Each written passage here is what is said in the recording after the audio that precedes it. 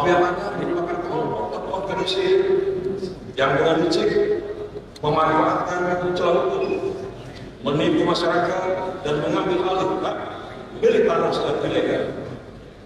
Seringkali menggunakan metode yang sistematis seperti dengan modus operandi pemalsuan dokumen, penipuan melalui oknum tertentu, hingga manipulasi data pertanahan.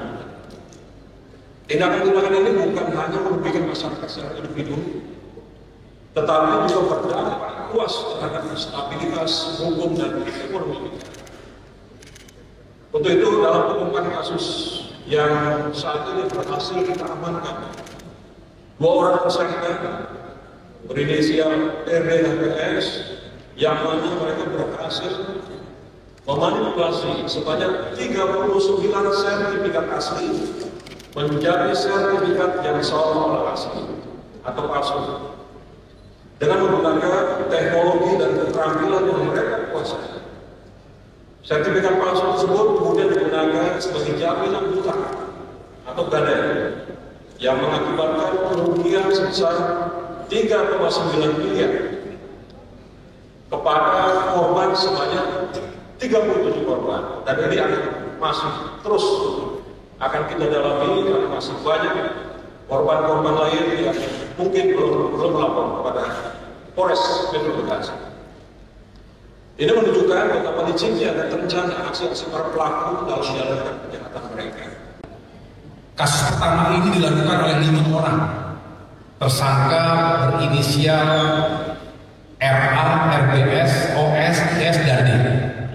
Modus operandi yang digunakan adalah pemalsuan akta jual beli, di mana tersangka RA dan RBS menawarkan sebidang tanah milik saudara Mi'in bin Saih kepada korban, dibantu oleh tersangka IS yang akan mengurus proses AJB antara korban dan saudara Mi'in bin Saih, serta penandatanganan akta jual beli palsu yang dibuat oleh tersangka OS.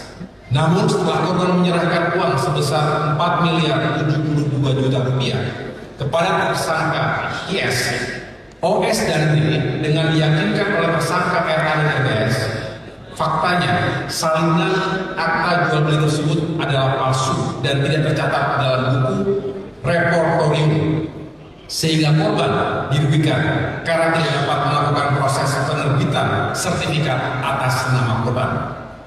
Atas terungkapnya kasus ini, maka kita bisa menyelamatkan kerugian-kerugian berupa real loss dengan nilai kerugian akibat tindak pidana tersebut sebesar 4.072 juta rupiah. Nah, ini korban kita sudah periksa semua, bahkan kurang lebih 21 korban, dan tentunya para tersangka sudah kita periksa semua. Lanjut. Dari objek permasalahan ini kita kenakan dan kita konstruksikan adalah pasal penipuan penggelapan. Kalau dalam bahasa KUHP-nya shift together, saya ulangi, shift together. Artinya dia menggunakan uang yang semestinya digunakan untuk A, tapi dia bertentangan dengan sifat daripada uang tersebut untuk digunakan. Artinya si pelaku menggelapkan. Yang pertama itu terus pasalnya, atau dikatakan oleh para ahli hukum shift together. Yang kedua adalah pasal 263, yaitu adanya 263, di mana aktenya ini, teman-teman sekalian, aktenya ini dibuat di hadapan PPAT Stefudi SH, padahal tidak dilakukan. Inilah karakteristik dari mafia tanah. Bapak Menteri sudah menyampaikan di awal